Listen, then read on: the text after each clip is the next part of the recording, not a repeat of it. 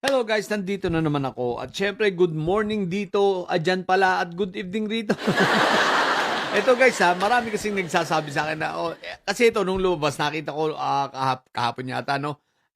Marami nagsasabi sa akin na, komentuhan mo naman itong sa Korte Suprema na inilabas at patungkol sa forthwith na nga yan, no? So, eto, sige, komentuhan natin, Sapagkat meron din ako mga nakitang didilis na nag-content.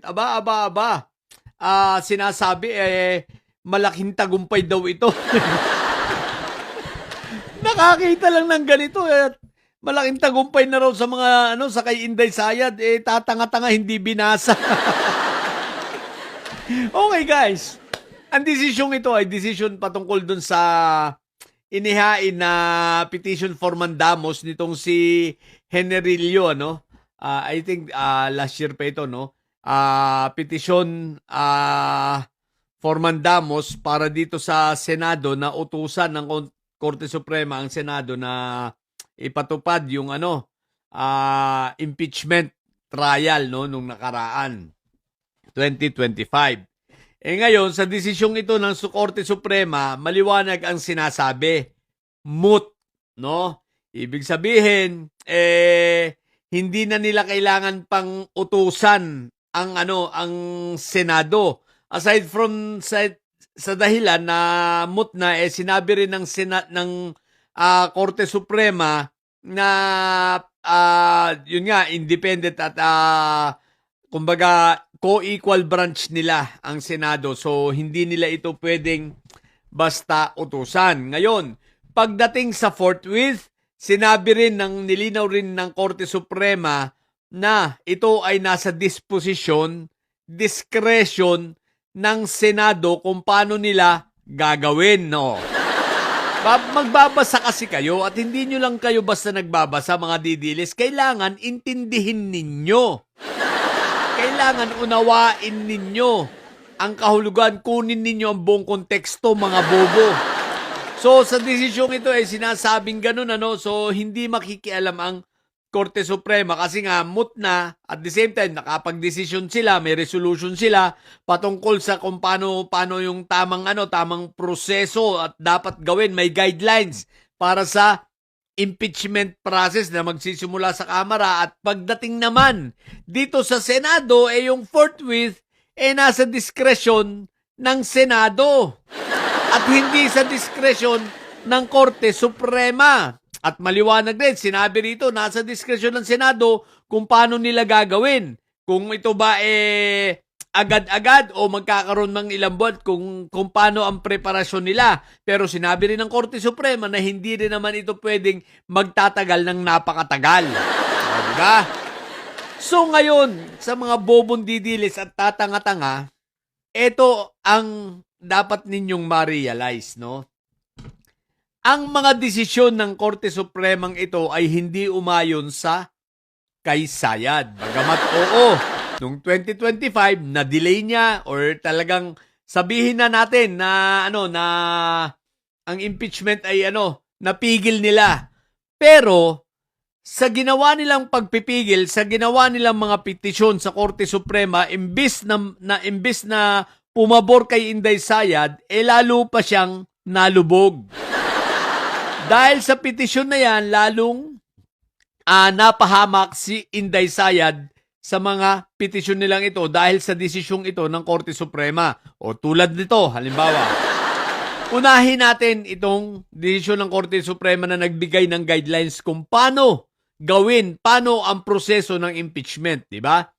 Inilatag ng Korte Suprema ang guidelines at ito ang sinunod ng Committee on Justice ng Kongreso.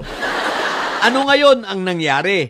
Umiiyak kayo ngayon, mga didilis. Umiiyak kayo, itong mga lawyers ni Inday Sayad, at si Inday Sayad mismo ay umiiyak ngayon at ang daming petisyon, kabi-kabilaan. Nagpetisyon sa Korte Suprema. Nagpetisyon sa RTC. Bakit? Dahil daw nilalabag na. Lumalampas na raw ito sa kanilang anong tawag dito? Sa kanilang kapangyarihan at sa kanilang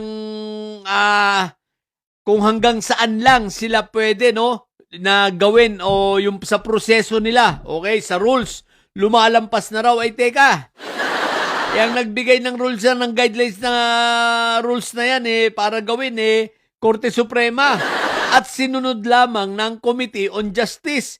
Nagkataon sa prosesong yun, ang gusto ng Supreme Court ay due process. At tinupad nga ang due process. Inilatag ang mga ebidensya, kailangan ay form in substance, tapos kinakailangan ng ang probable cause. At ayan na nga, pinaggagawa lahat. At inimbitahan ng maraming beses si Sayad na hindi naman sumipot, di ba? So in short, nahayag, kasi ito wala dati nun di ba? Nung makaperma yung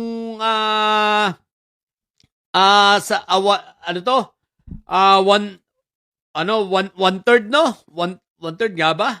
Yung 120 plus sa Kongreso noon, dire-diretso na, umakyat na sana, di ba? Ganun sana ang impeachment. Ngayon hindi.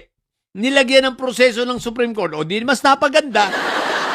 O di ba? Naglabasan ng lahat ng ebidensya. Sabi ko nga sa inyo noon half-cook ito. Half-cook bago ito umakyat sa Senado, luto na ng kalahati. Lulutuin lang ng Senado ng lutong-luto. So in short, hindi umayon kay Sayad. Ngayon, ito ang binabanat ng mga didilis, itong desisyon ng Korte Suprema about sa forthwith. Guys, no, mga bobong didilis, itong desisyon na ito ay hindi rin umayon kay Sayad. Bakit? Dahil dito, nilinaw mismo ng Korte na wala sa kanila ang diskresyon ng pag-interpret ng forthwith, kundi ito ay nasa Senado. Kung gusto nilang madali, kung gusto nilang medyo hinay-hinay, nasa sa kanila yun, basta't hindi sobra sa tagal, di ba? Hindi lalampas doon sa, kumbaga, sabi nila, hindi dapat ito maging matagal. So, pero ang desisyon, ang diskresyon ay nasa Senado. So, in short, bagsak na naman, laglag na naman si Sayad dito. Bakit? Ang sabi ni Senator Tito Soto, once na maiakyat sa kanilang impeachment, forthwith, agad-agad, sila ay magko-convene as the Senate judges at impeachment court. So, sablay kayo, hindi na naman pumabor, no? Walang pinigilan dito ang Supreme Court, mga bobo. Hindi sila nagpigil dito at yung pagkakabasura dahil sa petition for mandamus, smooth na nga yun Ibig sabihin, irrelevant na, hindi na kailangan. Bakit? Dahil tapos na. At eto na nga, may bago ng impeachment at nasimulan na nga yung impeachment. Kaya ito, baliwala na. Moot.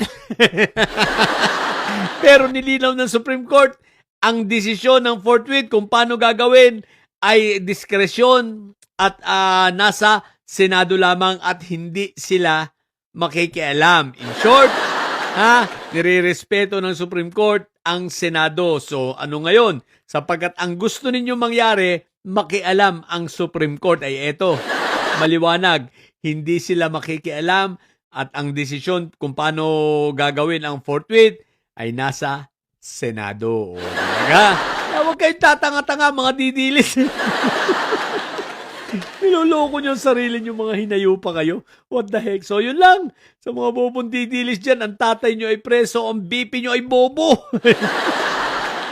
katulad nyo, bobo. At ilagay may science sa pagkatang may science. Laging high blood. Bye!